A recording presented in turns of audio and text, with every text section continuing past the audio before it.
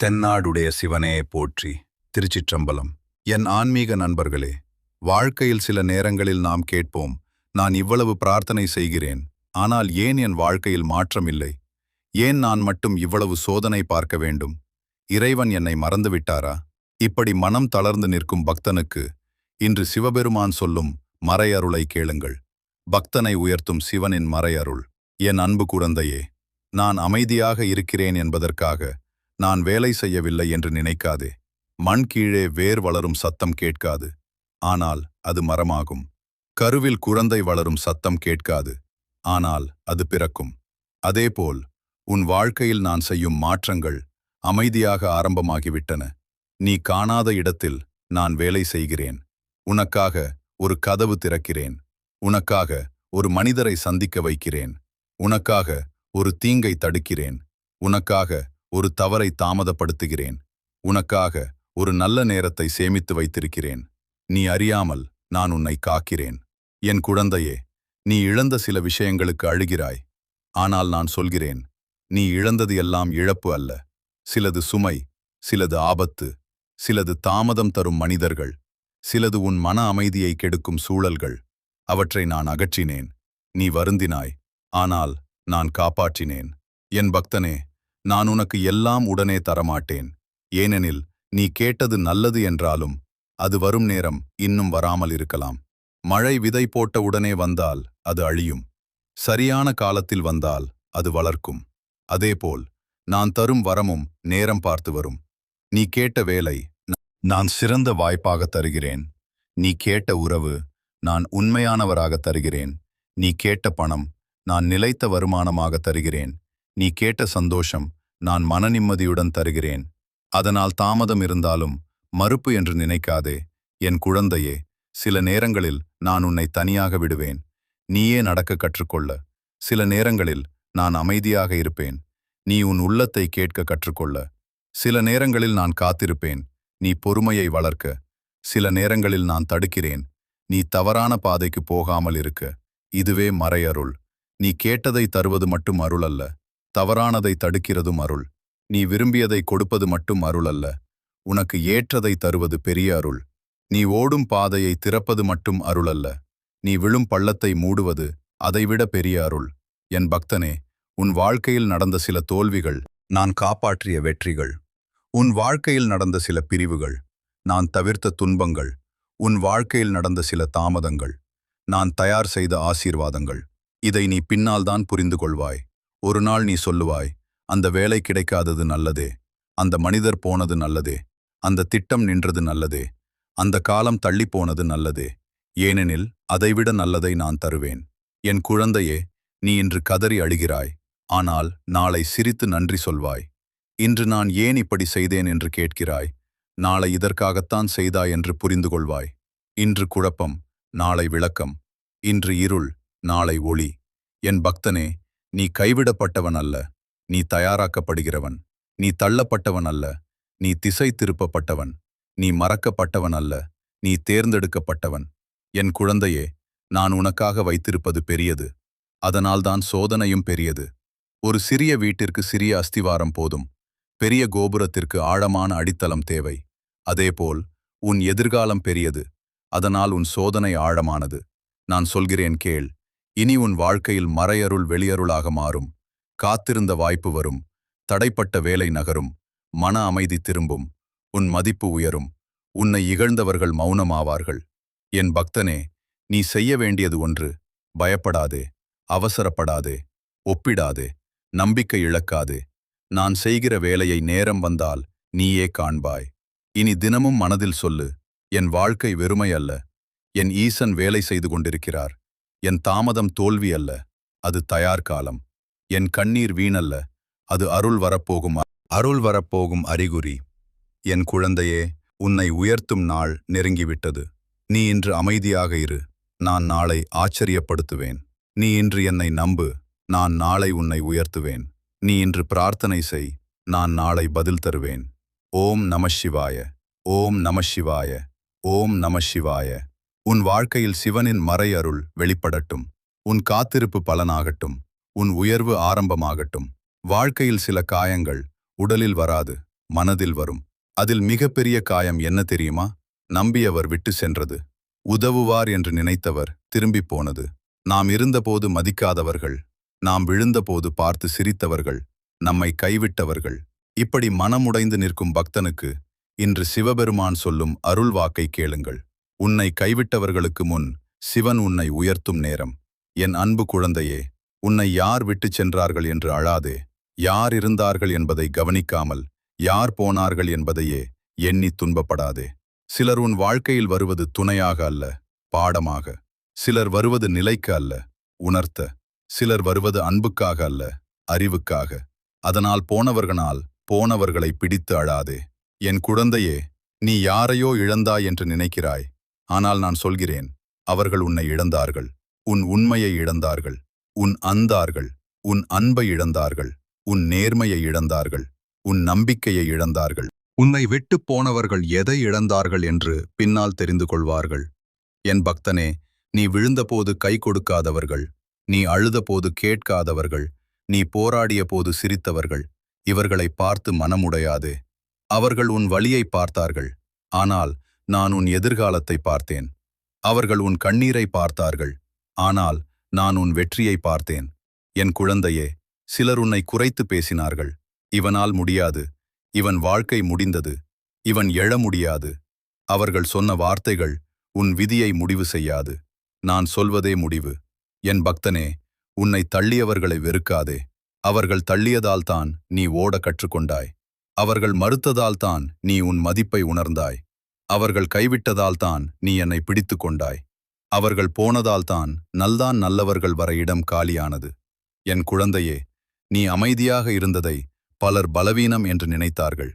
நீ பேசாமல் இருந்ததை தோல்வி என்று நினைத்தார்கள். நீ பொறுத்ததை பயம் என்று நினைத்தார்கள். ஆனால் அவர்கள் அறியாத ஒன்று உண்டு. அமைதியாக இருக்கும் மனிதன் ஒரு நாள் உயர்ந்து பேசுவான். நான் சொல்கிறேன் கேள். உன்னை இகழ்ந்தவர்களுக்கு முன் உன் மதிப்பு உயரும். உன்னை விட்டவர்களுக்கு முன் உன் வாழ்க்கை மலரும். உன்னை சிரித்தவர்களுக்கு முன் உன் சாதனை பேசும். உன்னை உதாசீனம் செய்தவர்களுக்கு முன் உன் பெயர் மரியாதை பெறும். என் பக்தனே, பழிவாங்க ஓடாதே. வெற்றி பெறு, அதுவே பெரிய பதில். நிம்மதியாக வாழ், அதுவே பெரிய பதில். மனிதனாக உயர்ந்து நில், அதுவே பெரிய பதில். நீ சந்தோஷமாக இருப்பதே உன்னை காயப்படுத்தியவர்களுக்கு பதிலடி. என் குழந்தையே, நீ யாரிடமும் நிரூபிக்க வேண்டியது ஒன்றுமில்லை. உன்னை குறை கூறுபவரிடம் நல்லவன் என்று நிரூபிக்காதே. உன்னை மதிக்காதவரிடம் உன் மதிப்பை கேட்காதே. உன்னை புரியாதவரிடம் உன் மனதை விளக்காதே. நேரம் உனக்காக பேசும்.